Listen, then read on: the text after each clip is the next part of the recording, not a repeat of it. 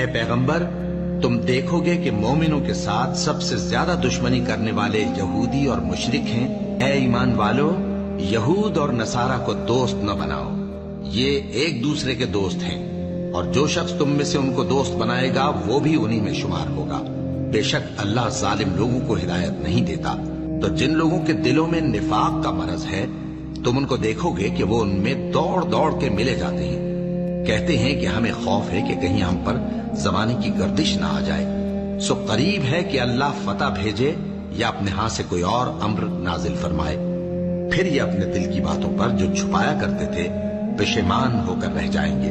اور اس وقت مسلمان تعجب سے کہیں گے کہ کیا یہ وہی ہیں جو اللہ کی سخت سخت قسمیں کھایا کرتے تھے کہ ہم تمہارے ساتھ ہیں؟ ان کے عمل اکارت گئے سو وہ خسارے میں پڑ گئے۔